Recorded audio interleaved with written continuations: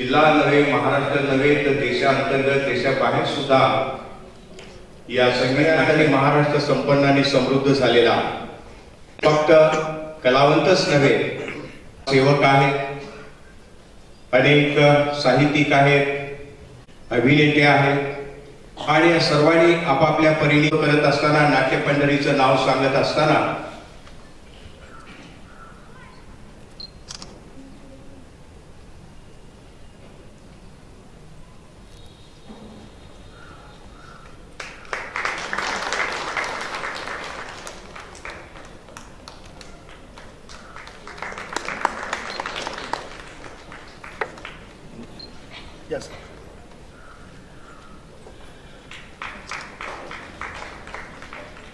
सन्माननीय सर्व पाहुण्यांचे असते रंगा पाटील स्वागत करतील. त्याप्रमाणे यांनी गेली आहेतच वयापेक्षा शाळा प्रदान करण्यात आलेली आहे. स्मृती चिन्ह आणि गुलाब पत्र देऊन सत्कार करू. हे त्यांचं क्रांतिकारकत्व आहे. नुसती शाळा काढली, शिकवलं एवढं क्रांतिकारकत्व नाही. शेवटी काळ कुठला आहे आणि प्रतिरोध किती आहे, नंदा जे करते आहे त्याच्या पाठीमागे ही सगळी परंपरा आहे. आणि नंदाला स्वतःला निरनिराळ्या प्रकारच्या अडचणींचा सामना करायला लागला. बाईची जात मोठी चिवट असते बघा. जुन्या काळामध्ये म्हणी फार चांगल्या असायच्या.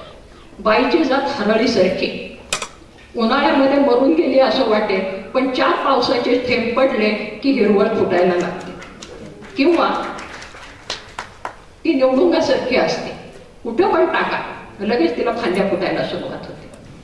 नंदाला अडचणी आल्या पुष्कळ आणि त्या अडचणी पार करत करत करत करत तिने ही सावित्रीबाई उभी केलेली. लक्षात घ्या, विरोध जितका मोठा तेवढी प्रतिक्रिया मोठी असते आणि ती नंदाच्या या प्रयोगामध्ये दिसते. तिने सावित्रीबाई करतेच आहे, ती जिजामाता करते आहे. आता तिच्या डोक्यात अहिल्या घुमायला लागलेली आहे. त्या नाटाचं असं असतं, आम्ही कलावंत नेहमी म्हणतो, या रंगमंचावर मी 20-1 वर्ष काम केलेली बाई म्हणून सांगते, झपाटली जाते भूमिकेने. झपाटतं माणसाला, भूत जसं झपाटतं ना तसं तोंडाला रंग लावला की ती भूमिका अंगात शिरते, झपाटते.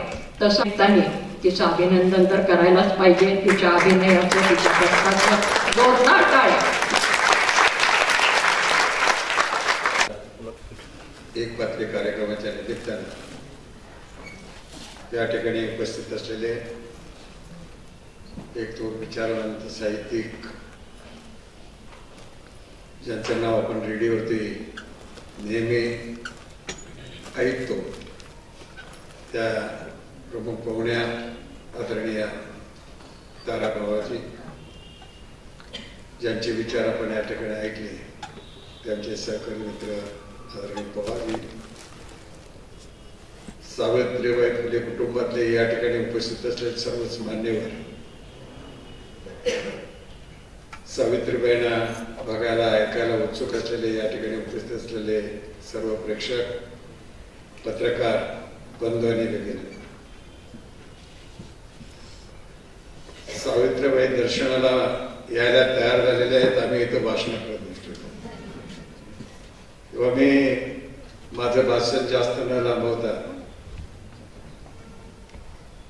खरोखर डॉक्टर नंदा पाटील यांनी आपल्या त्या सावित्रीबाई फुलेच्या जीवनचरित्र आपल्या समोर साकारत असताना एक मूर्तिमंत उदाहरण त्यावेळेच्या सावित्रीबाई ते आपल्याकडून सादरीकरण करतात. मी हुपरीला पहिल्यांदा त्या ठिकाणी त्यांचा कार्यक्रम बघितलेला होता आणि खरोखरच आजच्या या नवीन पिढीला सावित्रीबाईंना आपण ऐकतो, प्रत्यक्षात बघितलेलं नाही, पुस्तकातून वाचतो.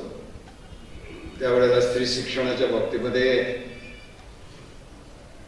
ज्या समाजातून तो आल्या त्या समाजात तर अजिबात शिक्षणाचा काही उद्देश नव्हता.